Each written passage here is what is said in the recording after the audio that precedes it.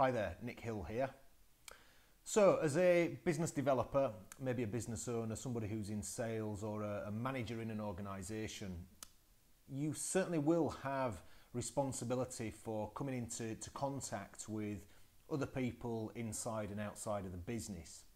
And whatever your agenda or situation in relation to meeting with those people, you'll have a specific outcome in mind.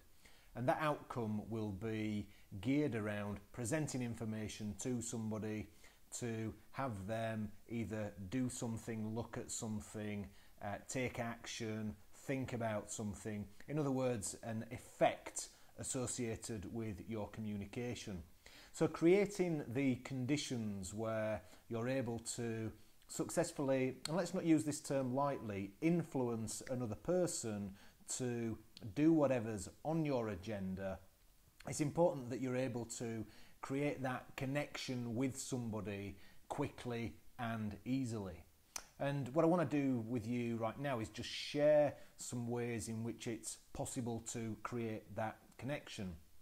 Now, it's quite a few years ago now that I was on a training course where the lead trainer let us into a story about a group of students in America who, by their own admission, had student loans. They were studying at one of the top universities, and they gathered 100 students in a room.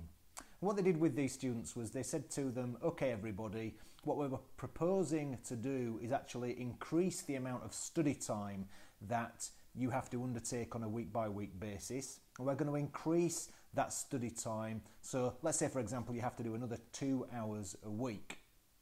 In addition to that, there was a proposal to increase the percentage return on the student loan. So let's just say, for argument's sake, it was at 3%. They'd suggested that they were going to increase that to 5%. Now, in this situation, out of 100 people, when they said to everybody, is it okay if we can do that? You always get a group of people who conform to the situation. So out of that group, there was a really, really small percentage of people who said yes. The majority said no. What they did next was really, really interesting. They put a group of the people who said no, they split this group into three, okay? And they put the first group into a room where classical music was playing, and classical music was played to this group of people for 1 hour. Now, if you would start to think about classical music and the rate and speed at which it's played, you might associate these sorts of movements with listening to classical music. When the classical music group came out of the room and they were again asked the question, is it okay for us to increase the percentage rate of return on your student loan and also your study time, the amount of people who actually said yes as a result of having listened to the classical music for an hour increased pretty significantly. Let's say to around 30% of these people. The second group of people who were yet to go into the room, they were put into a room where they were listening to pop music for 1 hour. So you're listening to pop music for 1 hour, and at the end of the hour, when these students actually came out of the room, the percentage of people who accepted the suggestion of yes, we'll increase your student loan rate percentage return and also the amount of study time jumped up again another significant amount to around the 55-56% mark of those people. The final group of people who went into this room were subjected to rock music for 1 hour. And you can imagine what happened when they came out of the room after going through this set of motions for 1 hour.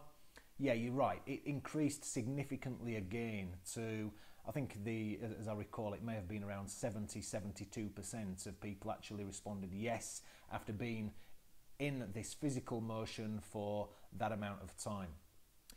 So the moral of the story here is that if you can get people into an agreement frame, that the majority of people will respond favourably to your suggestions.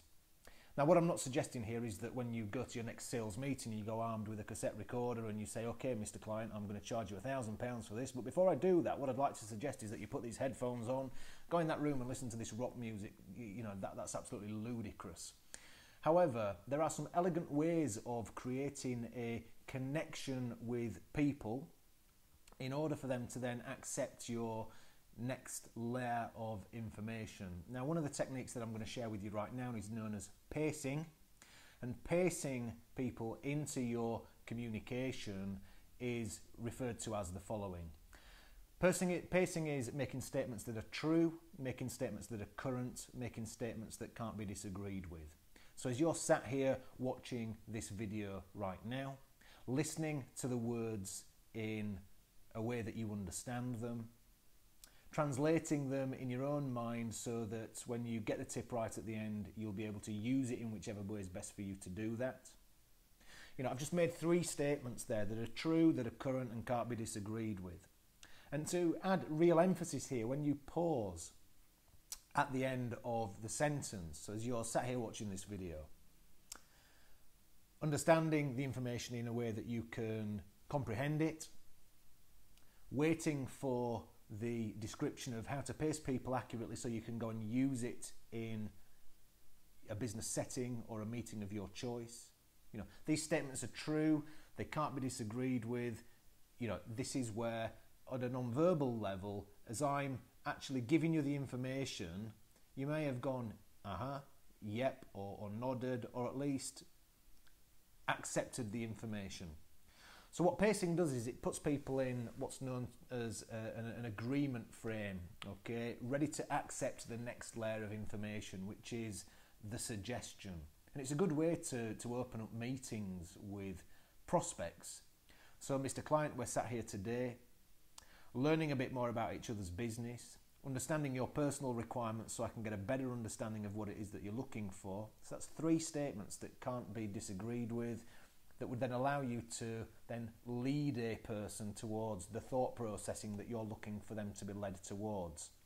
Which might be, I'd like you to think about your own circumstances, your own requirements, and tell me in your own way how the situation is in your business at the moment, how the land lies, how I might be able to help you. So what pacing does is it creates a series of yeses or non-verbal responses, yeah, or even a blink. And by understanding that when you pause and wait and look for the responses, you can be sure that that information's gone in. And once you know that people have gone through this series of agreeing with you, then that allows you to understand that yes, they're connected to you, they're waiting for your next piece of information, and that next piece of information might be an instruction for them to, you know, think about, recall data, tell you what the circumstances are. So pacing is a powerful tool. It gets people connected into you, and by doing that, you're able to lay the foundations for a good relationship with that person, getting in rapport with them and giving them instructions as to where you want them to go next in your sales presentation. Hope you enjoyed that. I'm Nick Hill. Look out for more video blogs that will upskill you quickly and easily.